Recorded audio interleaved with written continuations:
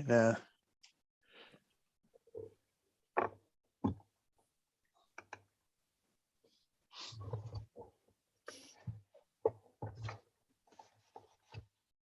It says it's live on mine. Yeah. It's Ready to go, Keith? Yes. Yeah, okay. Thank you. Good evening, everyone, and welcome to the Council and Staff Joint Trade Union meeting this evening. And we're going to go through the agenda. So apologies for absence and substitutions. Keith, could you tell us if there are any? Yes, Councillor Donnelly is substituting for Councillor Mason, and I understand that Councillor Greg Stafford is substituting for Councillor Kumar. However, I don't think he's able to come today.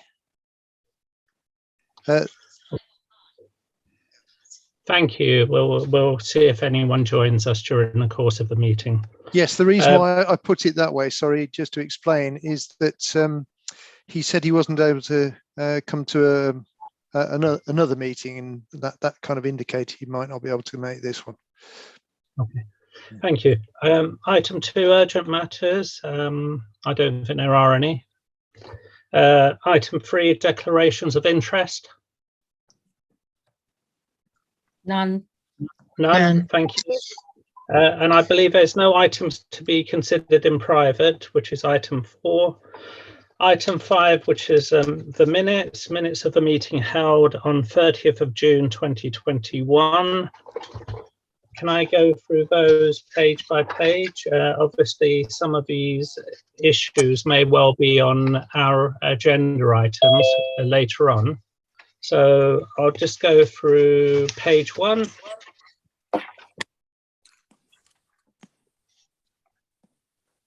Page 2.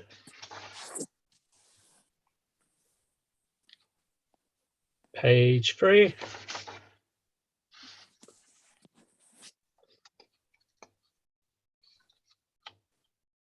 Page 4, this is under consultants, interims and agency staff, and this is one for you, Liz, which is an update on the data cleansing in terms of the project scope, which is being worked out. If we could have an update later on in the meeting, that would be great. Thank you.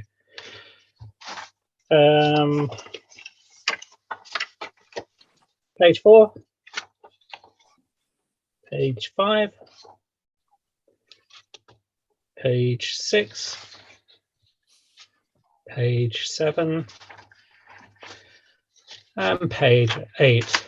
And as we've already discussed, if we can agree those minutes, and if there's any discrepancies or misunderstandings or disagreements, then we can always go back to the video footage of the previous meeting. If that's agreed, all agreed? Agreed.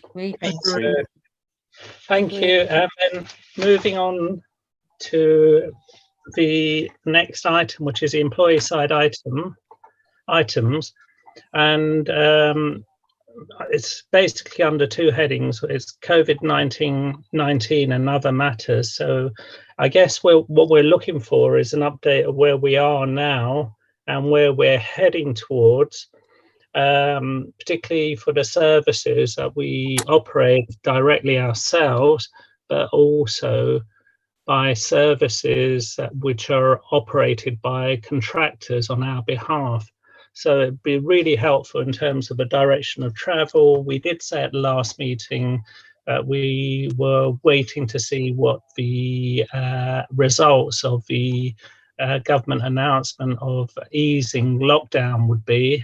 Obviously, we've had Plan A, and there is a so-called Plan B by the government as well, should it be required.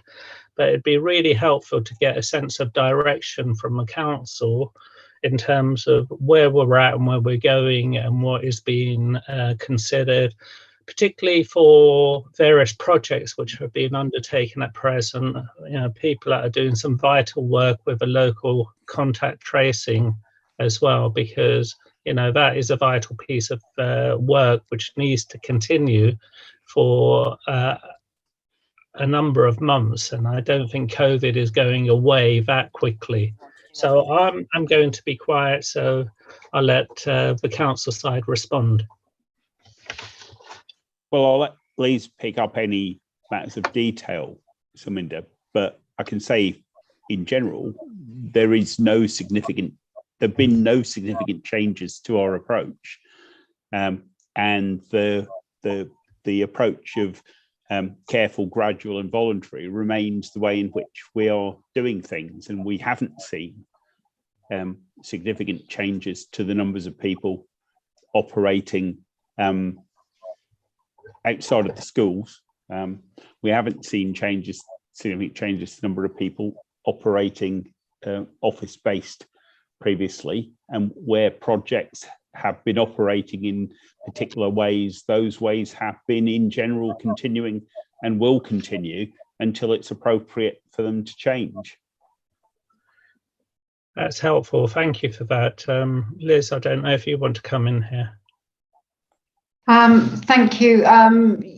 Yes, Councillor Donnell is quite right. Nothing significant has changed, and we still have the recovery process in place, even though it's a remote gold meeting now. So should services want to bring numbers of staff back into either the council buildings or into services they weren't previously delivering, that process still exists, and obviously yourselves will be consulted on any changes in connection with that. There haven't been any papers in recent weeks, but I do get the papers every week, so we'll keep an eye on that. And we've kept an eye on the staffing numbers returning to the building, and happy to share that information with you as well. Thank you. And just to follow up on what I asked about the LECT in terms of proposals for the LECT, and Mary, I see your hands up, so you can come in after this, please. So to the best of my knowledge, that continues to December. I haven't had an update recently, but I can get an update for us outside the meeting. Thank you so much. Mary? Yeah, it's just to clarify, maybe the more detail can be out of the meeting, but to clarify that if a group of staff are being asked to come in for training, and that training sometimes rolls on to 2 or 3 days in a week and things like that, would you see that should be a process that should have been going through recovery and things? Because particularly in the customer services, they're constantly being dragged in over issues and things like that. And although we've managed to get risk assessments done for each individual, the service says that they don't believe that that's any different from normal, and therefore they don't need to check whether it's safe or not safe and things like that. I'm happy to pick that up outside the meeting, Mary, but of course, if they're coming in on consecutive days, I would have expected that probably to come through our recovery process. So I think that's something we definitely need to pick up on and tighten up on if necessary. Okay, thank you. Yeah, I think that's helpful. I'm just surprised Mary said constantly. I mean, that would kind of sit outside of my perception of what's been going on. So if you've got any figures, you could let us know about the number of occasions and the number of people that you think have been falling outside of what we should be doing, then obviously we'd be glad to have a look at it. But I'm not aware of it, things happening constantly. I mean, Liz, are you aware of? I'm not aware of people doing consecutive days, but I'm happy to check into the matter. Well, I know that 2 members of staff were in all week last week because they were told that they needed to be here to be trained to use certain different databases. Because I actually met with one of them. We had lunch together while she was on her day in. So. Well, we do have an individual recovery process where we risk assess individuals. So it could be that these 2 have been through that process, Mary. Not as far as I know, but let's talk about it. Because I think it's about the messaging for me. And you've clearly said your messaging is that we're still on track doing the same thing. I'm not convinced that message is filtering through, but we can talk about that, the messaging. Well, we'll respond. We'll respond to anything that you bring us where you think that it's not being done appropriately. Thank you. Thank you. And also, just a clarification that that services are going back through the recovery process and to the remote gold meetings when they're resuming normal hours as well, because I'm certainly in discussions with one directorate where communications have gone out saying that they're resuming normal activities for that service in the next month, and I'm pushing that they must go through the gold process to get the authorization. Yeah, okay, great. So I've got that, yes. Item 2, which is a recovery plan, and I think we've much more or less covered it, which is, you know, we are where we are, and we're doing a slow, measured approach. But, you know, again, it would be helpful for us to have some insight in terms of your thoughts in terms of we're leading up to Christmas and after Christmas as well. What is planned, or have we thought that far ahead or not, as the case may be? You know, it's very difficult because we'd like to get early notification, and maybe outside of this meeting might be more appropriate. I'm happy to pick that up with the directors, with yourselves outside the meeting. Okay, great. Thank you. Shall we move on to item 3, which is the council budget savings, structural review, etc. Can I just say something in connection with Yeah. that recovery? Yeah. It's just the other thing that we have raised with the Director of Adult Services, but we believe that we should be planning now, pending the outcome of the second consultation, mandatory vaccines and the working in social care. We need to think about what is social care. We need to be planning how much that is or is not going to have an impact if people have to. We know that we've got through the first phase of that with the residential relatively easy in Ealing, because we only have one unit that is directly employed, and we know that the other, the older persons care units, they've all, as far as we know, managing reasonably well. But when it gets rolled out to social care, that is going to have a much more significant impact.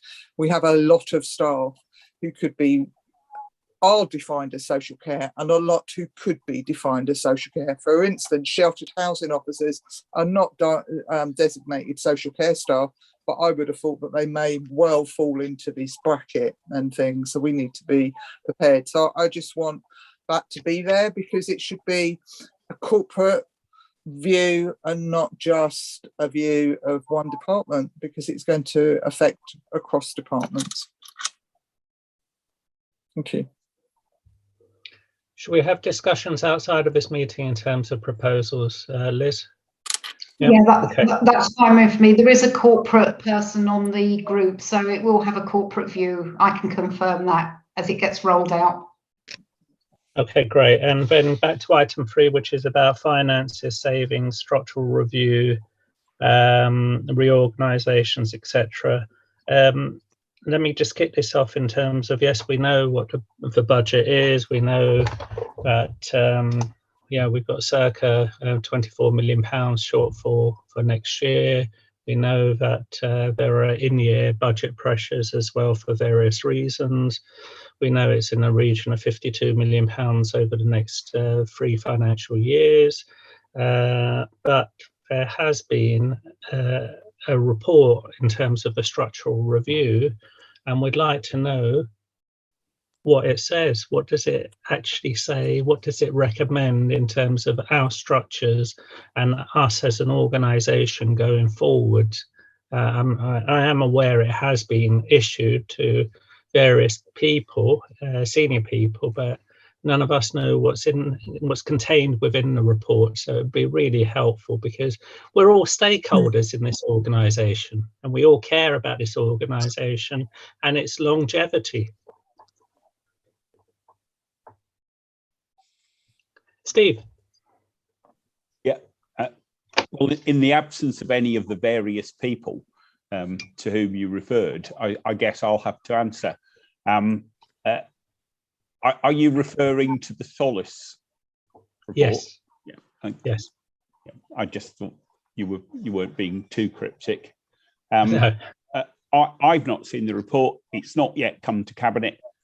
Once it's been to Cabinet and appropriately considered, then obviously appropriate consultation will take place at Windsor. But at this point, one, if I knew and told you, that would be wrong. And two, I don't know. And that's your story. That's the truth. Okay. Well, I don't think we're going to pursue this very much further, because obviously we might need to at some stage have a meeting over this before Christmas, I would hope. But are there any other plans under the budget or savings that are being proposed by the council? Because we do know that there is a potential, a small percentage potential that there might be a corporate consultation in November. It may be delayed. It's about budget savings and etc. So we really need to know, is anything going to happen this side of Christmas? Well, I think we're all aware. Councillor Mahfouz, Councillor Johnson been around this particular carousel many times in the last decade. So the time frame we expect to work to will be roughly the time frame that we've worked to in the past. But the government's given us no indication to deal with any of the uncertainty that surrounds the budget for next year and the years after that. We don't know whether we'll get a one-year deal or a more than one-year deal. We don't know what nature the funding will take for the coming year. We don't know whether that will include provision for consideration of council tax increases and or social care presets. We don't know any of those things. And to add to that now, we don't know the likely immediate and medium-term impact of changes to funding of social care. Since we had the benefit, social care was mentioned before, we had the benefit of an announcement on social care, which was all about money and not about provision. So rather bizarrely, we've been told how we're going to pay for something, but without being told what that something is. So there are a lot of uncertainties. We'd expect to have some sort of picture emerging by the end of the year. In the meantime, we're taking proactive steps to try to identify savings through efficiency. And obviously, there are the usual processes around how we deal with any continuing outstanding budget gap that would run through to the formal agreement of the budget. Okay, thanks, Steve. I thought that's what you were going to say, but under this item, can we also inform you, and I think this is Mary's item, in terms of the outcome of a consultative ballot for the various unions regarding the national pay offer? Mary? So just that for you to know that Unison's position nationally is to reject the pay offer of 1.75%, and it has now made a collective decision to move towards a full ballot for presumably industrial action, but a ballot of every member on a formal capacity. It's my understanding that GMB and Unite are in exactly the same position, that they plan to do the same thing, so that there will be an ongoing hopefully joint dispute going forward. I can't give you anything more other than that, is that the timetable, because of the trade union law, is going to be, it's very slow and things like that. So it's unlikely, we most likely will ballot before the end of the year, but it's unlikely that we'll take industrial action if that ballot is successful before the end of the year. So you've got until next year and things like that. Obviously, we would welcome support from our employer in pushing back to the government. And when my understanding is that there is the LGAs are going out again to ask employers what they think and what they don't think, and whether there is an opportunity to talk again. And obviously, we would be hopeful and that you would be supportive of the position that local government workers deserve better than a 0.5 pay rise, because that's what it equates to for us when we've got to pay 1.25% increase on our national insurance, and we're only being offered 1.75. So it's actually not really worth it in that sense, is it? And if it'll cost them more to issue it, I expect then actually we'll all gain any benefits from it and things. So we'd obviously welcome your support in a campaign on pay.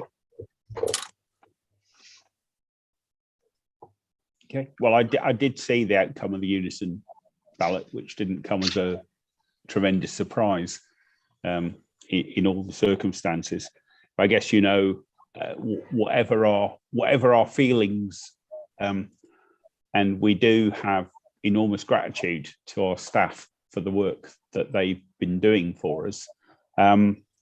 Never mind 0.5% increase, our money goes down every year. So in the event, we will happily, I think, make our voice heard in terms of the need for government to provide the money that's required to pay decent incomes and appropriate rewards. At the moment, we don't have that money. Okay, well, thank you. Shall we move on to item 4, which is consultants, interims and agency staff?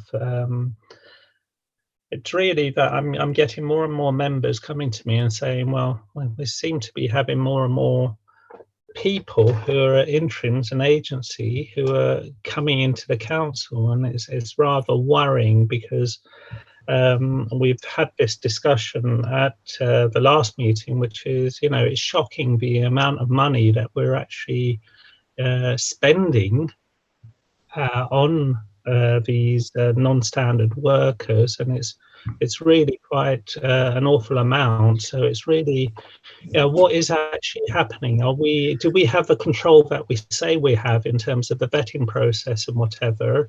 And is there a creep which is beginning to occur within the council? So, you know, I thought we were trying to hold on to the spend, you know, and stop the spend, because we have got issues.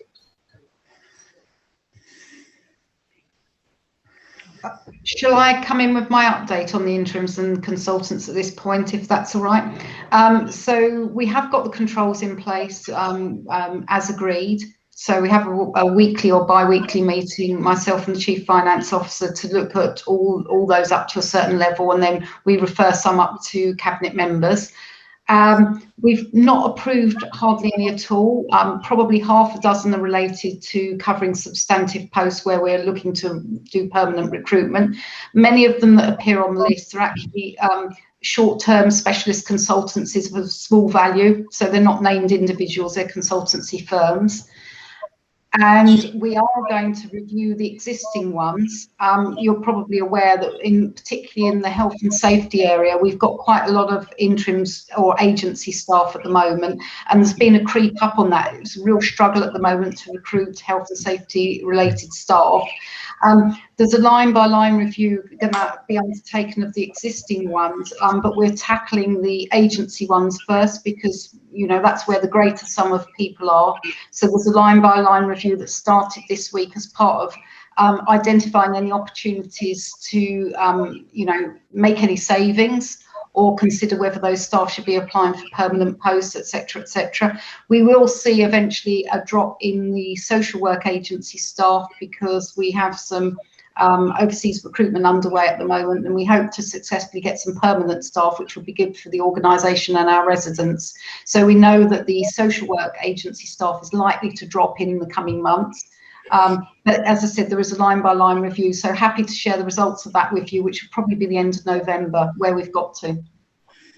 I think that'd be very helpful. Thank you, Liz. And is there an update on the Newton reports that are coming out? Because they're also here as consultants looking at efficiencies as well, aren't they, across the council? So I'm just wondering, is there an update, a formal update about the Newton reports?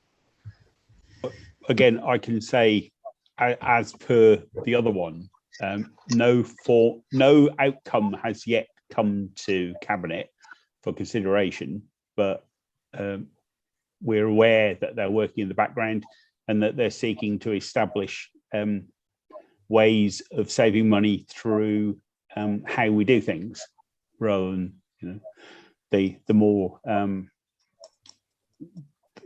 brutal sort of cuts that might sometimes have to be made. But again, you know, we will come to you as appropriate, you know, appropriate time when we got more on that. Okay, thank you. Mary, you've got your hand up. Yeah, obviously we'll have more detail outside this meeting, but I think it would be interesting to understand what that line-by-line review is going to do, because one of the things I thought when I read the minutes from last meeting, the unamended ones from Wes Minder, so when he gave them to us, I put some points down that I wanted to say, because it came across as if we were dismissive of agency staff and interim staff, and that we don't like them or work with them or whatever. We have Unison members who are our agency and interims, and we understand that they are workers, and we are frustrated for them that their workers' rights are not as good as they should be, and things like that. And there's two sides to that, and some of the ones that worry me greatly, and I hope that we will start to do some of that work, is the long-term ones. And when you've got somebody who is an agency worker, or who is a housing benefit officer, or I don't know, there's some other roles that have been agency workers and they've been here for 10 or 15 years under that basis, it is a concern to us about what is that about. Now, there's two sides to that. There's one side is, are the posts never being recruited to? For instance, the housing benefit one, every time we've raised it there, it's always been, oh, well, housing benefit are going over to universal credit, so we don't want to fill those posts. Well, that's been going on for years and years and years and years. And I just don't accept those as good reasons and things. And then there's the other side of it, is that we know that there are lots of agency staff who are under the threat of a manager of don't misbehave, don't say anything, don't ask for training, don't ask for leave, because I can end your contract just like that. So we also know that there's the other side of it, that they're not always treated in a decent way. Even so, they have been loyal to Ealing, because many of them have worked here for a long time and haven't had the opportunity to get permanent roles. But I suppose one of the things I'm also asking for is that we need to try and understand why. We understand when you say social workers, we understand about that shortage, and we need to do some work.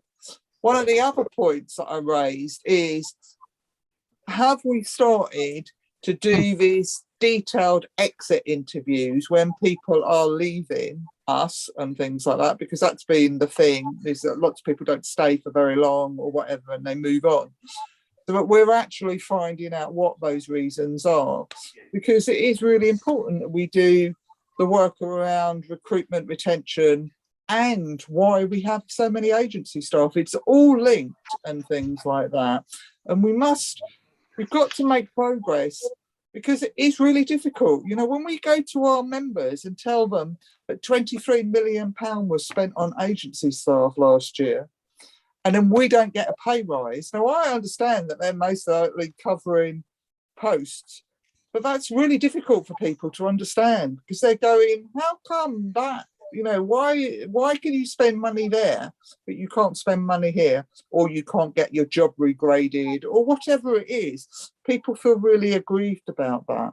So I think that there needs to be that review, and we need to understand more why some of the people have been here for such a long time as agency staff, because I don't understand why that is. They never had the opportunity to become permanent in any shape. Liz. Yeah, thank you. You're probably aware, but we are advertising all our roles for internal staff on our external website now, to give total transparency to all the agency staff who are allowed to apply for when we do an internal role advert now. So I think there's much more visibility about the opportunities for all agency workers to apply for all internal roles across the whole council. You know, there's no sort of secret campaigns underway. They've got sight of that now, so I'm hoping that will help agency staff. You know, we have discussed, for example, the housing benefit workers before, but when we have advertised the roles, for some reason, and you know, we're looking at outside this, some agency staff do not apply for the roles. And sometimes I think it's a couple of them have mentioned it's financially beneficial for them not to be actually a council worker. It's better for them to do what they do because of their status outside that they're being paid on. But it is one of the questions that is being asked. It's why have they been here so long? Have we ever advertised the role? So all those questions have been asked as part of that. We actually don't really have the resources, although we're looking at online surveys to do exit interviews for all these for all our people, permanents as well. But that's something we need to look at. But we need the resources in place to do that. So I think there'll be quite you know, good data coming out of the review that's being done. It's being done by my team as well. So one of my team members is doing it on my behalf. So I've had quite a lot of detailed conversations about what I'm looking for out of those conversations. Thank you, Liz. Kemi, you've got your hand up. You're on mute. Yeah, I've just unmuted myself. Sorry, I'm using my iPad. Right. So my phone doesn't, I mean, my work one. So it's just to, I just want to add that we need to be mindful of the fact that some agency staff do have some kind of like high expectation. Bear in mind that the permanent staff are on a certain amount of salary for the same job, and the agency staff are on the highest pay for the same job.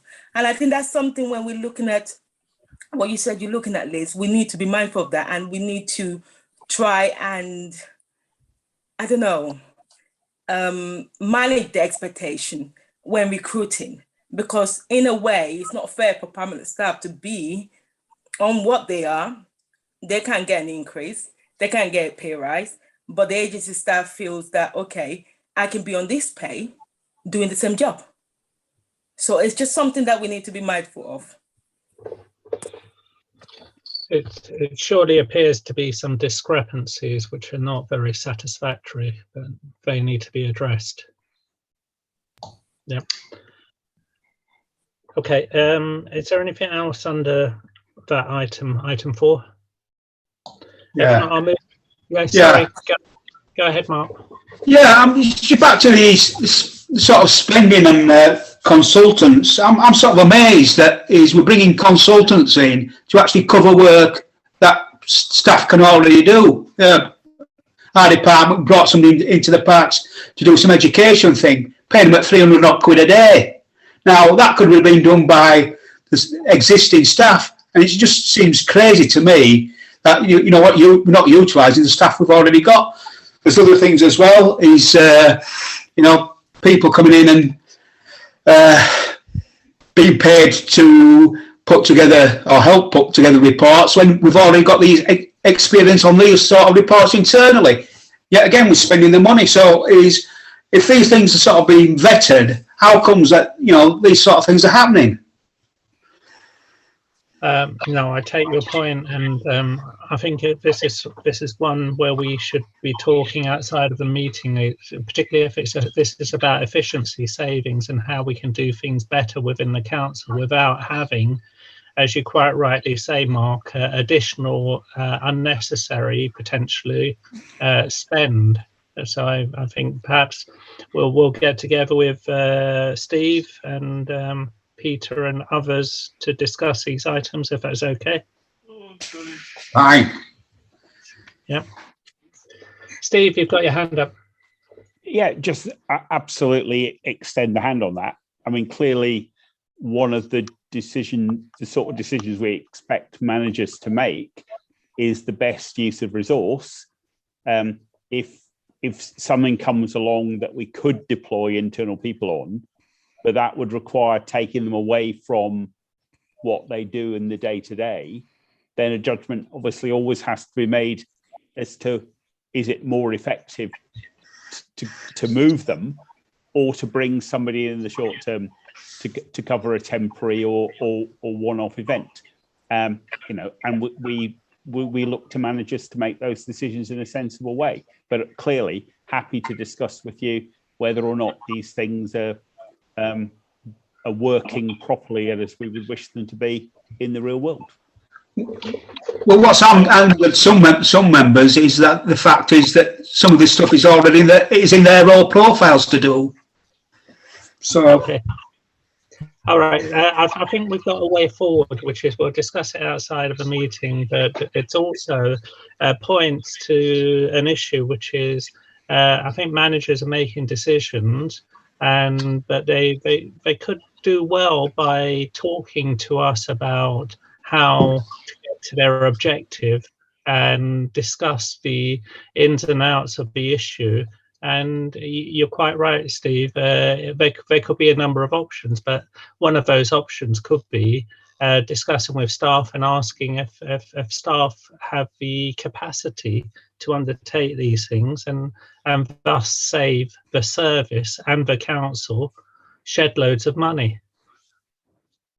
Yeah, so we'll talk outside of this meeting. Shall we move on to working from home guidance, which is item 5, because we have discussed this, and I think this is a work in progress, Liz, because we are where we are. I think it's the message from both councillors and the chief executive is continue to work from home where possible.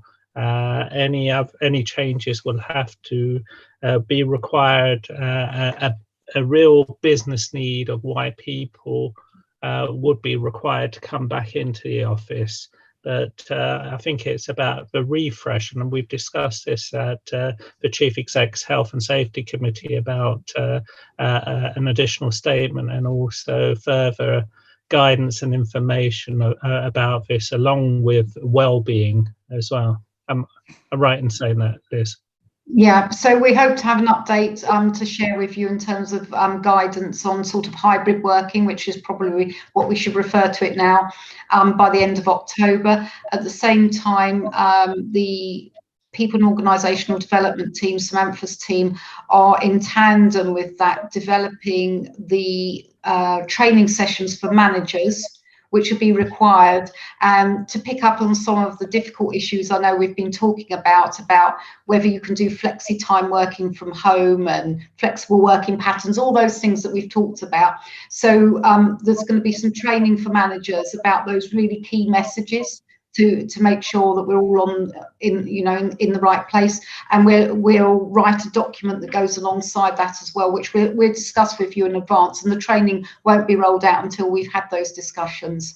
But I do think it is timely to bring those two things together. And now, hopefully, people have had their summer breaks. You know, we're coming out of the dealing with the pandemic, although I recognise that the COVID continues, but the real rush that, you know, the focus people have had on that. People have had some holiday now, so now's the time to really focus on what are those things we need to make sure we get right going forward for the longer term. Okay, thank you. I don't see anyone's hand up. So shall I move to the next item, which is about the item 6 staff survey and action plan? Is this being kicked into the long grass, Liz, or is the organisation going to do this and action plans about keeping the staff happy and communicating with the staff, etc.? Well, I think my view on this is the last action plan is quite historic, and we've been focusing, as you know, on wellbeing surveys. Our next survey, I think we probably do need to do a full staff survey in due course, but our next survey, which we're due to talk to you about this week, is to do with it's to do with people's working patterns, working at home, working in the office, what they want to be doing, what resources, why they want to come into the office, what the challenges are for them working at home. So it's not about so much well-being, it's really getting to understand the detail for the longer term of, you know, do people want to be at home 4 days a week, 3 days a week, what's the pattern of work? So that survey, we're due to share the draft of that with you this week, with a view to getting that out to the workforce next week. And then after that, I think it'd be timely in the new year to do a wider staff survey, probably about the wider issues. But that's this next one's an important piece of work to understand, really. You know, we did the survey, a similar survey a year ago, but what are people really thinking now? Now it's the longer term. And there will need to be action plans. Okay. Thank you. Kemi, you've got your hand up. Yeah, I just wanted to add to that, like you said, there was a few well-being survey done.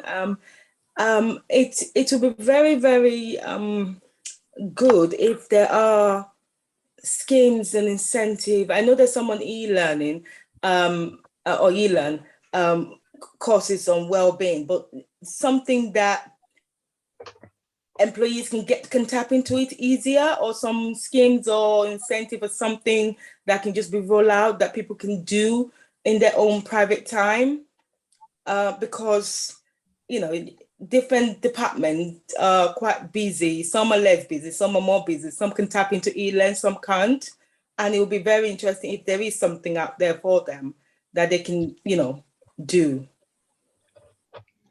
So if I can briefly respond, Kemi, to that, I'm not sure that all staff are aware that you can access the e-learn system, providing you've got an account from even your personal device.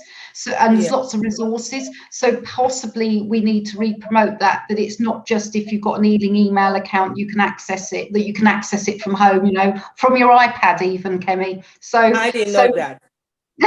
So it's a communications issue. Yeah. We'll pick that up, Kemi. Yeah, please. Thank you. Yeah. Okay, great. Shall we move on to the next item, which is schools? And Danny, if you'd like to introduce your items under schools.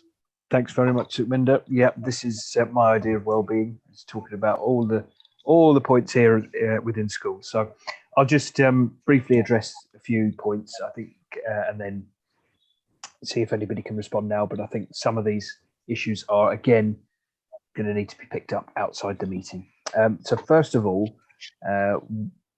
long COVID is something that I think we're all going to have to become a lot more aware about. We don't currently believe that it's a colossal issue in terms of the number of school staff who have long COVID, but we are representing members who do have long COVID, and we would like the local authority to support schools with a supportive and compassionate approach to that, by which we mean not having to trigger managing formal management absence meetings, considering reasonable adjustments, making sure that the right occupational health guidance is sought, and we would like to come up with a piece of work that can allow consistency, not just corporately, but for schools as well, that can be commended to schools, and that councillors here and other politicians within the council can also point schools towards, to say this is a good way of working, because, as I said, we do have members whose lives, there's one in particular at the moment, I won't go into specific details about school names or anything, but this person's life has changed dramatically. You know, that her ability to carry out day-to-day tasks is every single thing you could think of has been impacted by the fact that they have, first of all, had COVID, which was likely caught whilst they were at work as a teaching assistant, and now long COVID. We're not asking for special treatment. We're asking for schools and employers generally to understand their obligations under the Equality Act, if that applies, to really do all that we can to work together to provide those reasonable adjustments. In certain cases, to agree to extend trigger points for the purposes of sickness absence, and also pay, because people shouldn't have to suffer detriment in terms of going to half pay or even no pay as a result of catching this notifiable illness. So Liz, we were talking earlier at a local authority trade union meeting and Mark was present. He mentioned that he had worked on something which we had requested, and that perhaps that was being shared with yourselves corporately. I'm not sure where we are on that at the moment. It was about long COVID, and he suggested that perhaps corporately it wanted to be looked at. So what we'd welcome is the chance to meet to sort of agree that and find the best way that we can share that with schools, because we do understand that schools are their own entities, but community schools, which is the majority of them in Ealing, our members are therefore under Ealing contracts, and we can encourage schools to follow the lead that we want them to, if you like. So I think that would be really helpful. Liz, did you want to come on that now? I had a few other points, but yeah, just briefly responding to that. Mark has shared with us the document you're referring to, the guidance he and the team have been working on. So the plan is for us as a team to meet next week to discuss that guidance. So we'll definitely be in contact, hopefully early next week. Thanks, Liz. That's great. So I think what we'll do is we'll take up the points we have. I think we're going to share many of them, to be honest, of what we think is good practice. And we know corporately that we have been able to support members with extensions to full sick pay and extended phased returns, as we all learn about what long COVID is and the impact of it. Yeah. Thank you for that. Just a brief point there on what Mary mentioned earlier in terms of the NJC consultative pay ballot. We did have quite a strong turnout within schools, and obviously we just wanted to use this any opportunity we can really to remind councillors that we are part of Ealing, and that we would greatly appreciate your support. As Mary said, in our campaign, we could have a whip round here, and I'm sure we could fund a couple of hours overtime for me. I don't know if that's possible, but who knows. Thank you very much for that point. So in terms of staff who are unvaccinated, we have had some casework whereby certain head teachers have suggested that maybe if you're not vaccinated and you need to isolate, then you won't be paid. And that's not the case. That is not what Ealing have agreed either, corporately here and also within schools. So I just wanted to raise that as an issue that we are having. I'm not saying it's sort of systemic, but it is important to remember that whilst this is still a choice for people, if they are following government guidance about isolating, etc., then their pay should not be affected by that.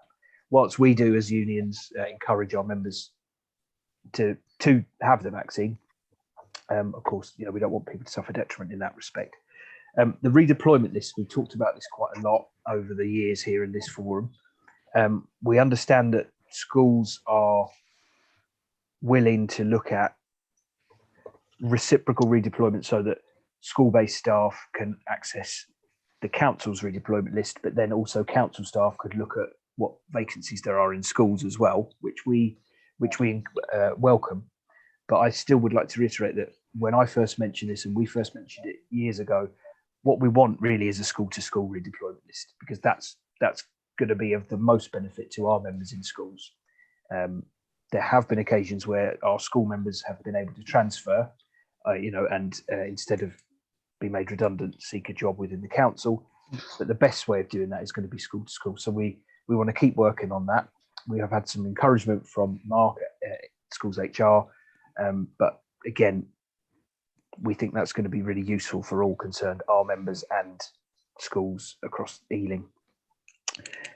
I think Mary's going to pick up on this point a little bit more under point 10, these next 2 points, sorry, but one was job evaluation. We've had some concerns recently that certain jobs and job descriptions are appearing and they're not graded appropriately, and we're concerned about that and how that's happening. So certain jobs we've seen advertised on Ealing's vacancy website that are just not correct. We're talking about a job that's advertised as a grade 1 job. We don't really have grade 1 jobs within Ealing, and this was a job that was talking about being a forest school leader and things like that. So just a reminder that obviously we're GLPC under that scheme within schools, and also we would like to do some more work on creating some more template JDs, especially for the admin roles within schools, because we just don't believe that there are enough currently on EGFL.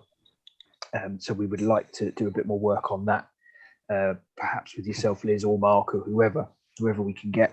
And then also about the living wage, we would appreciate an update about the audit that's ongoing and whether there are contracts that are Ealing held to do with schools that are coming up for renewal, so we can look at how we're going to make sure that the living wage is met if it isn't already, and whether Ealing is considering bringing those contracts in-house. I think that's all I had for now. I know that's quite a few points, so I'm sure we'll happy to take any questions on that, or appreciate any responses now, but I also appreciate you might need to go away and come back to us later. Thank you. Okay, who wants to respond to Danny's items that he's raised?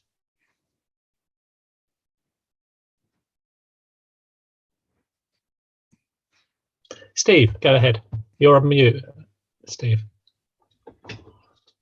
Yeah, well, I think Danny, thank you for raising those points. I mean, on many of them, I think you indicated the way forward yourself in terms of discussions that have been taking place and will take place. So I won't retread that ground. Just in terms of your last point, I'm,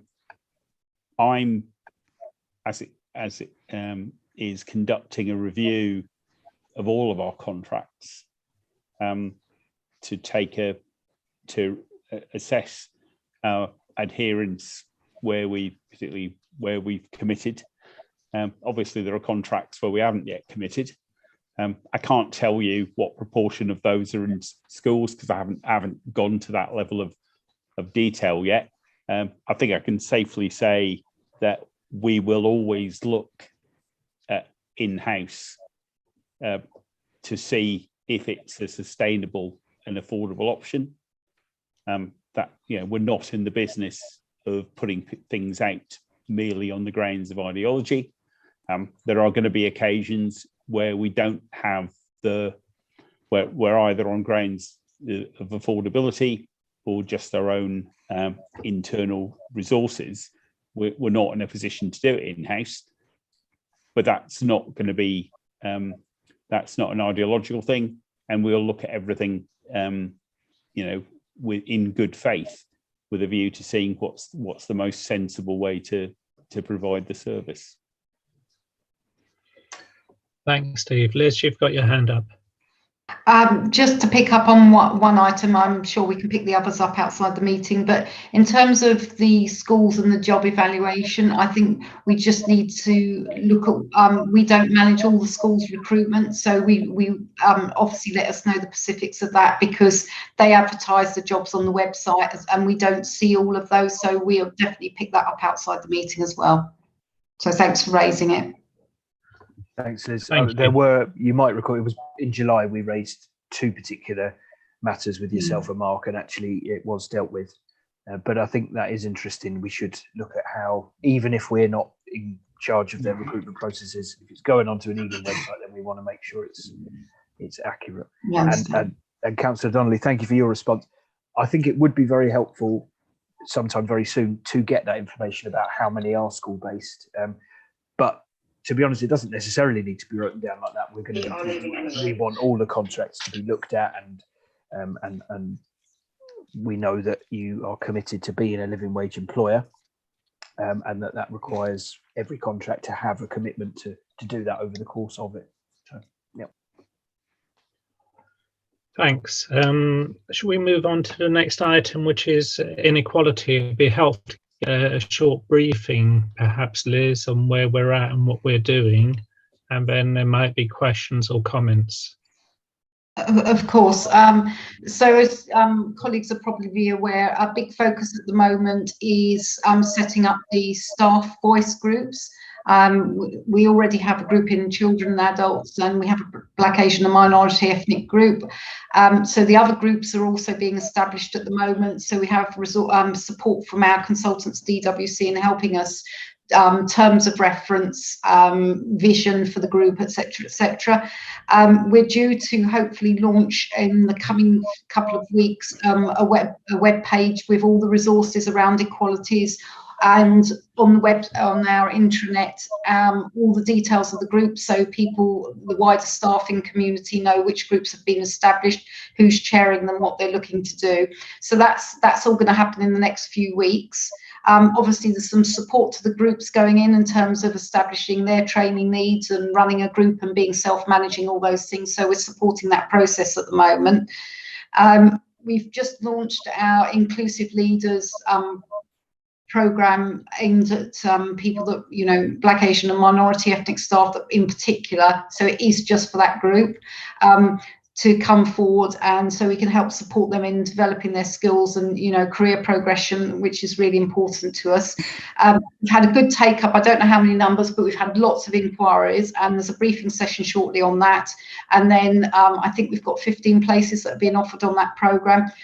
We are offering other programmes to other groups of staff, because it has been raised with me already that why are we doing it for one particular group? So I have explained that this is a focus, but there is lots of development for everybody else as well. So the mentoring scheme that we've joined, which is being run by one of the other local authorities, so this is about in-house mentoring, but also cross-borough mentoring. We've had some issues, the London councils that have joined this have had some issues about the software and how it actually works, so we hope to have it launched already, but that's a software issue. We're just waiting to resolve that. We're not happy apparently with how it works, but I haven't seen it yet, so I'm not sure what the issue is, but anyway, that's happening. So there's a wider development programme that's going to be published to staff, so we get some staff comms out on all this as well. So quite a lot of work in that space at the moment. I think, you know, to be quite honest, the priority is to get staff groups organised, and then also sort out our corporate arrangement, which sits above all that as well. So we're working on that. So quite a lot of work going on. We've established one of the resources in HR in the training team to support all the learning development activity that's taking place. And we've got 2 other posts we're looking at and just working out exactly on the recruitment and the consultancy side, what those posts involve, what the remit is, and those are fixed term posts that we're hoping to offer out in the organisation in the next 6 weeks.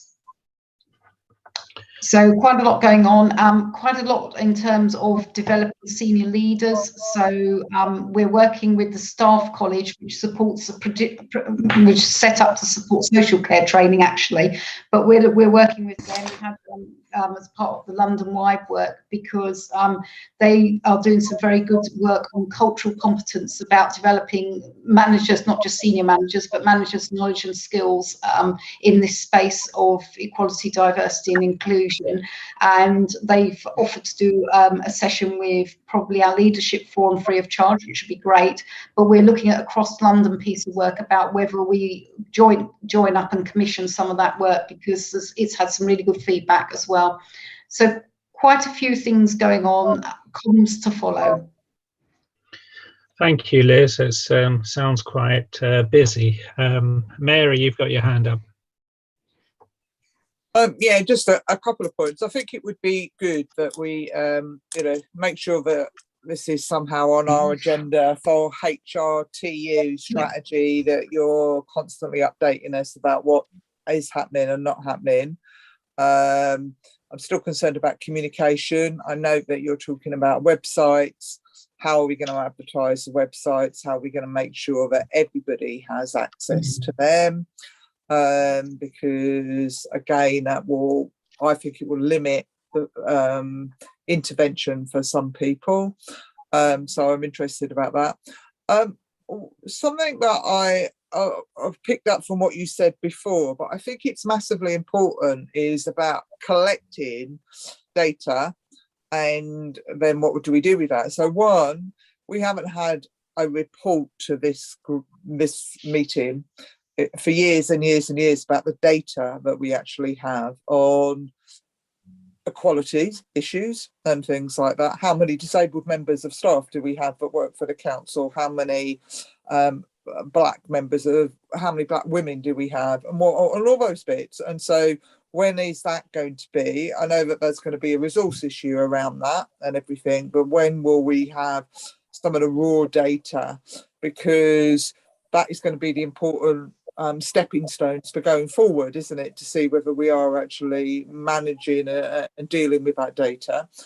And then the other thing I wanted to say again, because I have asked before, and it's a level of frustration about the exit interviews, and I think it's just so important that we get something up and running so that people can feel safe to explain why they no longer want to work for Ealing. We know that there's reasons. I know that Kemi, I'm going to drop her in it, but she's been speaking to a member who wants to write clearly a statement that is, if she's not able to do an exit interview, but explains her experience of working here and why, in part, she is leaving and things like that. And it's all related to the inequalities issue and things like that. So we need to, and people, we still need to hear those things, and we need to look at a way. And we had hoped that setting up exit interviews would be one way that you would start to hear those things. But you know, if we're still some way off of that, we're not going to move forward. And I think that's a real frustration at the moment. Is, you know, we're all going to go tomorrow, and we're all going to hear Paul say all the right things, and he's going to do something really positive about Black History Month, rightly so. But I still feel that there's going to be an element for many Black members of staff to feel that they're still isolated, they're still not being heard, that we're still not, there's no significant change, there's no tangible, like, I can see that this is really changing, and I think that that's what people need. You know, the groups are great, and let's get them going. They've been taking forever. They're taking far too long for me to be going, but, and I understand about timings and things, and we've just had a summer and nothing happened. But you know, things like the tackling inequalities high level meeting, well, it hasn't been one all summer, and I don't know, I haven't got one in my agenda. So is those meetings gone and things like that? So are we not holding people to account and things like that? There seems to be this element of, you know, we're not moving quickly enough. So there was quite a lot there, Liz, but you know that I've raised these points before, but I think it's important that we have them recorded, that we're raising them again and again. Thank you, Mary. Over to you, Liz. Just to say that you're probably aware, but some detailed equalities information about the workforce does exist on the website. We publish it every year and it is there, but that is broken down by directorates now, and the directorates have that, and I'm happy to share that data with you. I'll just need to put it into a format for you, but I'm happy to share that data with you.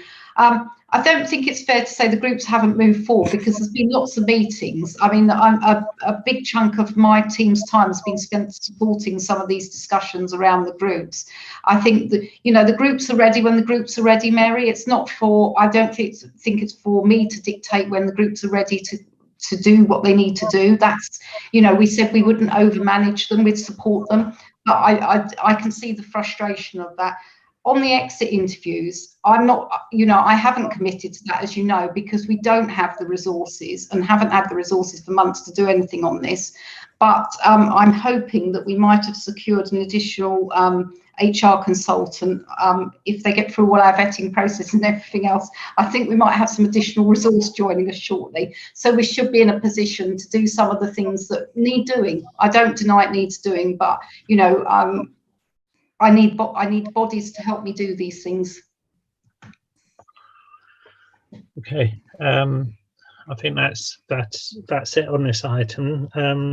Should we go on to item 9, wellbeing and mental health? Because you have we have done a number of surveys, and I think you said that you're going to consult us on the working patterns survey. But is there going to be anything else on mental health as well included in that? There's nothing specific on the next survey, but the resources continue. So obviously, as Kemi mentioned earlier, clearly we need to communicate our resources. We've had further sessions set up for staff and everything else. So I think we probably just need to do some more communications on that. There is, in the survey we're doing, there's an opportunity with a free text box to put down concerns and things. So what we're hoping is that we'll capture any concerns around that through that process as well. Okay, thank you. Any contributions from anyone? I don't see anyone's hands up. No. Okay, let's move on to item 10, and this is all of the other stuff, which is our ethical care charter and where we're at, because we all know it's desperately wanted. We all want it to happen, but we want it to happen now, or have a timeline in terms of when it is actually going to happen. And we're talking about not only the London Living Wage, but also everything that goes along with the ethical care charter, such as proper training, sick pay, and other conditions of service. So, Mary, do you want to come in as well on this one? Okay, yeah. So it feels like, again, you know, I'm not sure whether we're stalling on things, because we feel like we make a little bit of progress and then we don't get anything. So I understand that there's been lots of questions asked about London Living Wage all over the place. I heard what you said, Steve. I would welcome possibly more comments about it. But what does that review look like? What are you looking at? Who are you looking at? And I feel really frustrated that we're not included in any conversation. So we've got to wait until the end of this and everything before we hear anything more.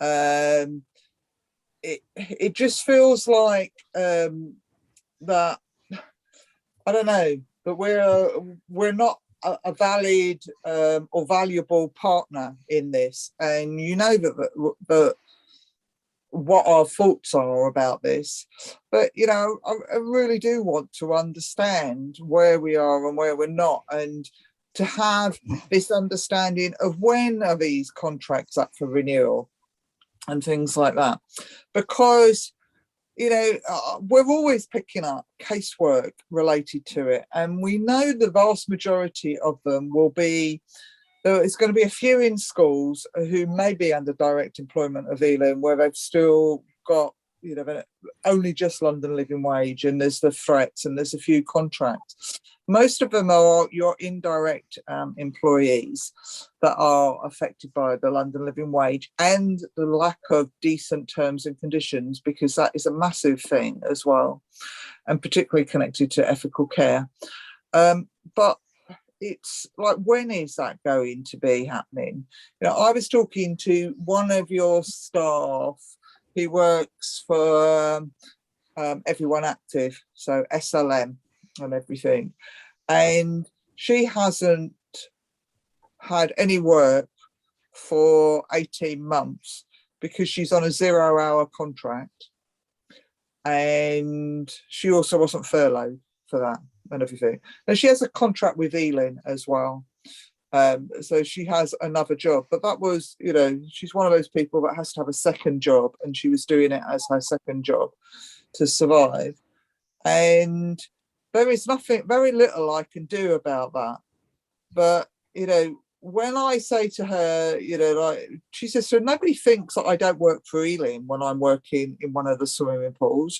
She said, they just presume I work for Ealing, but I'm treated completely differently.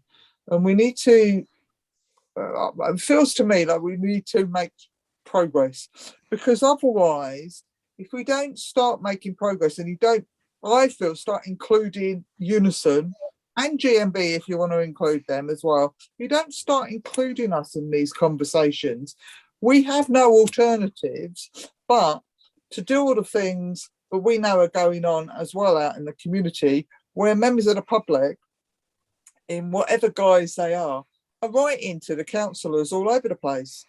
And then they're saying, well, are the trade unions raising this? Well, we are raising it, but you're not actually telling us what the plan is to make things move forward and everything. So very simply, when are these contracts due for renewal? And are you going to commit as each contract comes up for renewal?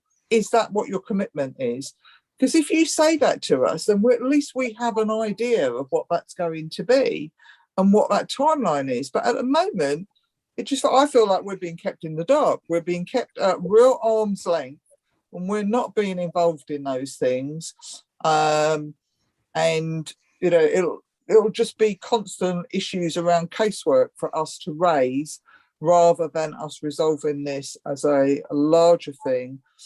And it is frustrating when we see, as a political position, the Labour group doing quite public statements about how you're going to drive forward improving the lives of your residents and make sure that all the employers are, you know, London Living Wage foundations and are moving forward on that, when you have so many contracted staff who are not earning London Living Wage. They are not. And their conditions are poor. And that's really difficult for us to sit there and just ignore and things like that and everything, because you need to lead by example. So we need more from you about that. And just on the ethical care charter, it would be good, because I note again that a member of the Ealing Labour group has said somewhere, and I won't say where they said it, but Ealing is about ready to sign the ethical care charter. Well, that's news to us as the Unison lead officers. That's news to us again. So you've got one story going out one way, and and I don't think you're telling us anything.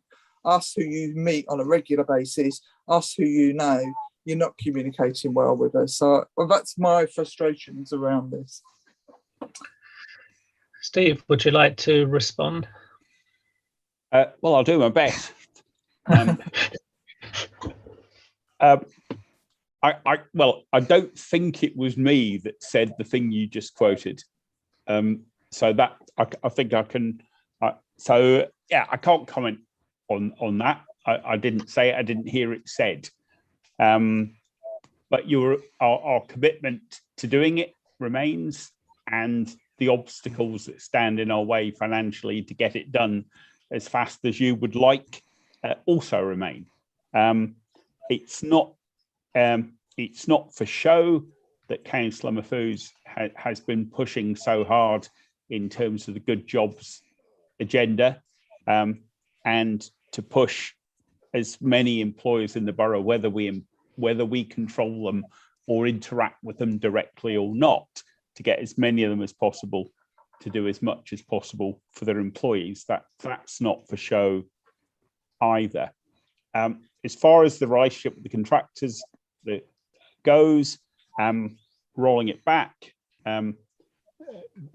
Danny in particular, very much aware of the issue we had around the school meals contract. I took the view that if other unpleasant surprises existed within our contracts portfolio, as you might put it, that I wanted to know what they were sooner rather than later.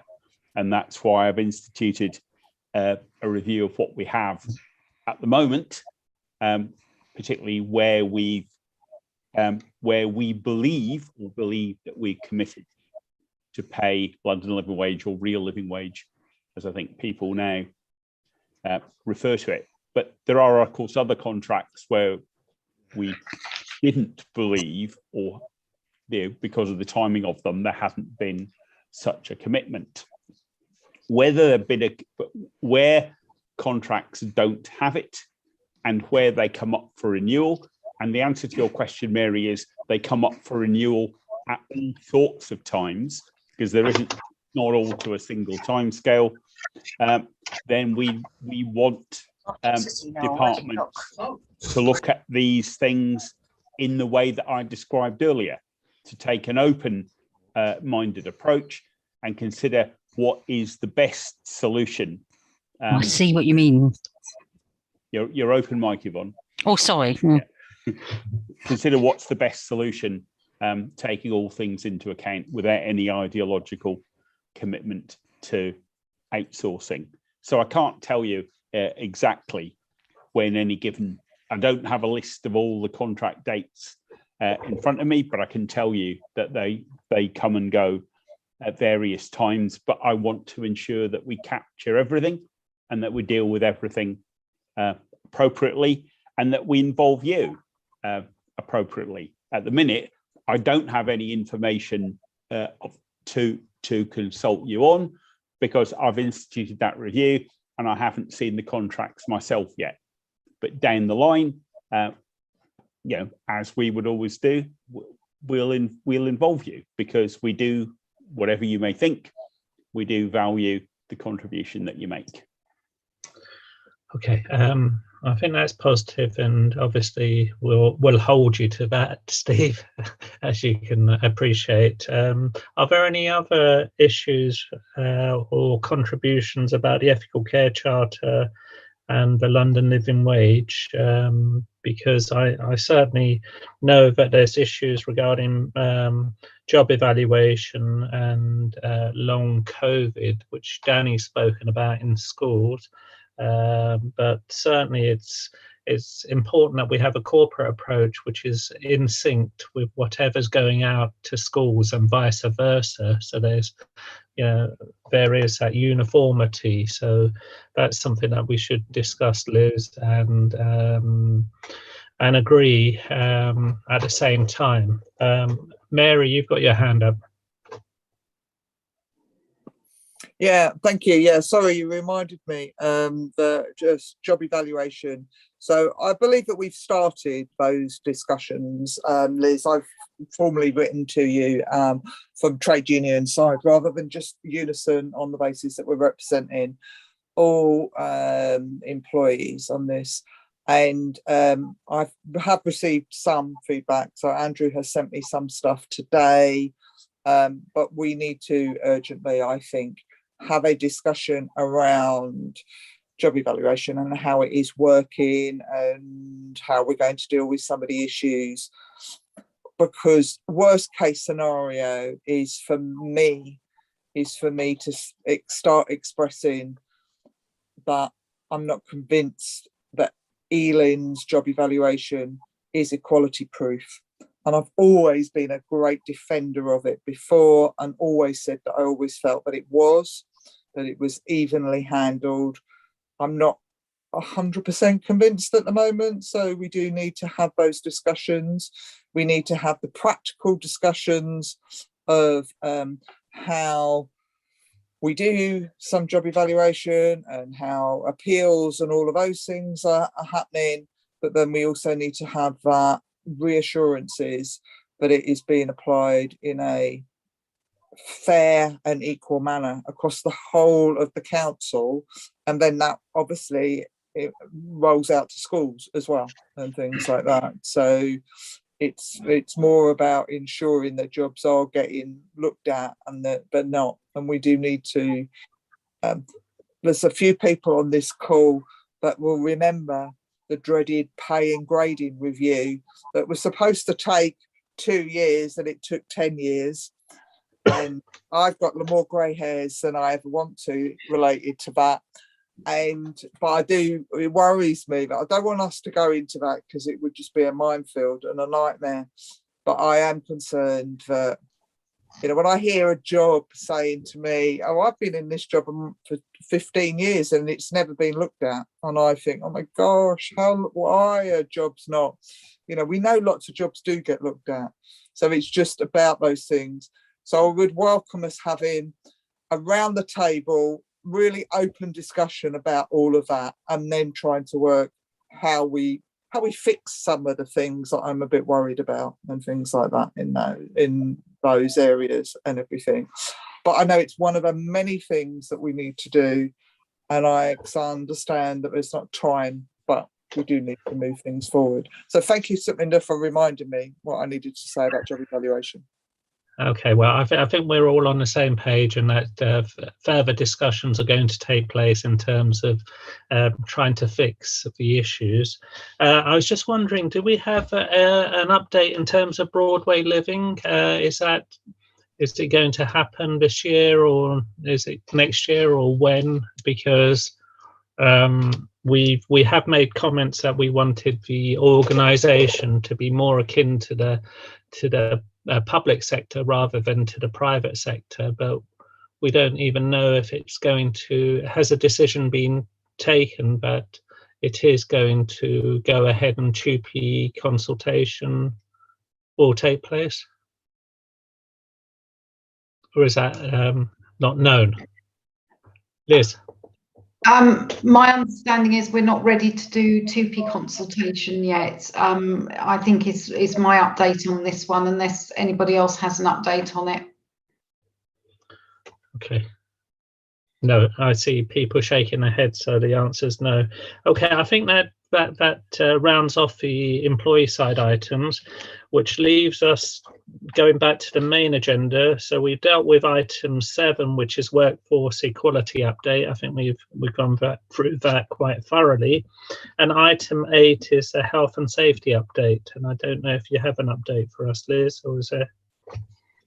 I don't have a specific update for you, but as you're aware, you've been invited to the Corporate Health and Safety Board this week, which is Thursday, if I remember rightly, and so we'll get some updates from all the services there. I know you've been attending the Directorate Health and Safety meetings and the departmental ones, but we'll definitely get an update, on Thursday for everybody.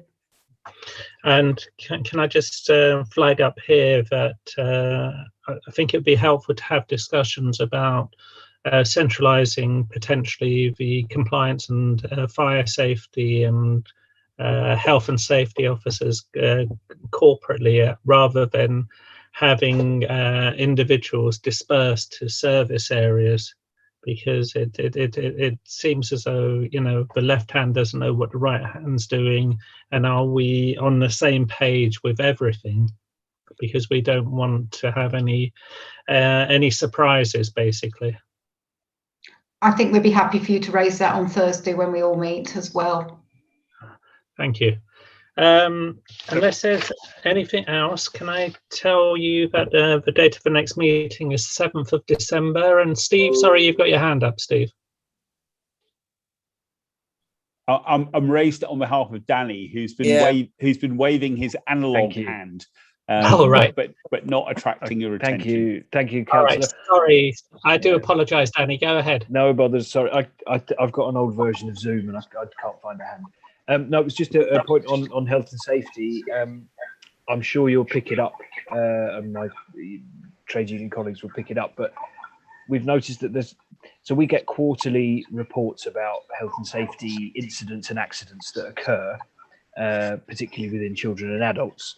And quite often that means we're sort of 3 months behind when we actually come to find and go through the statistics. So I think it would be very helpful if we could come up with a model where we were much closer to real time, because, as I said, by the time we sometimes see these statistics, and I think Mary can talk in more detail about it, that the time has passed, and maybe where we could have been involved and consulted and on, we're not. So just a thought while I remembered it. Thank you again for letting me speak. Right. Thanks, Mary. You've got your hand up. Yeah, just very quickly on that. Yeah, I was quite surprised. There was a branch secretaries get together in London recently, and one of the issues that we talked about was how we get data and everything. Many London boroughs, trade union side, are notified every 10 days of the health and safety statistics. So every 10 days, you know what accidents have happened in the previous 10 days and things like that. So therefore, you can be on top of those issues of, was that reported? Was an investigation done? Because Danny's correct, but when we see some of this data, it's 3 months later and we're going, well, and we seem to have lost that thing. I know it's for a separate time, but it's a corporate issue, and I hope that whoever goes on Thursday, we do raise it about, I haven't been notified. Unison members tell me that they've ticked the box to say that they want the trade union notified that they were in an accident or an incident, but I haven't seen any notification. I can't remember the last time I've saw a notification. So they don't come through to us and things like that. Even so, there's a box you can tick and everything. And I want to look to see whether actually it should be automatic and you should tick the box to unsay that you don't want the trade union to know about the issues, and whether we have to look at a different way of making sure that we know the data live. So thank you for saying that, Danny, and we'll take it up perhaps a health and safety board and things like that and try and work out different ways of everything. Well, whilst we've got Liz here, I'm sure this is just a process thing that needs to be looked into, and the notification being given to us within a timely fashion of the report. I'm sure that is just a process thing. Am I right in saying that? It is corporately, but I'm not sure whether schools are using the same reporting system as us, so I would have to check on that. But I'll give you an update on Thursday. Yeah, but it would be certainly helpful if we could do it corporately and then pursue schools separately, yeah, but in the same vein. Kemi, you've got your hand up. Sorry, I'm just, Mark Randall's been waving as well. Go on, Kemi. No, mine's more about any other business, so I'll let you go ahead, Kemi. No, I have nothing to say. I just saw you waving. That's all. Yeah. So if I take it, that's the end of that. So slightly an item for any other business. We like to keep an eye on what we're spending on consultants, and the way we do it is we look at the council spending over £250, which hasn't been updated since February. So, it's a public sort of commitment, is that, to update that information, and I think to be so far behind is appalling. So can we have it updated, please, as soon as possible? I can understand being two or 3 months behind, but, nothing for this financial year isn't very good. I'm sure that will be rectified, Liz. Is it? It's not in my gift to rectify it, but I'm happy to talk to colleagues. Okay. Thank you, Liz. Thank you. Okay. The date for next meeting is 7th of December. Thank you, and we are finished. Have a good evening.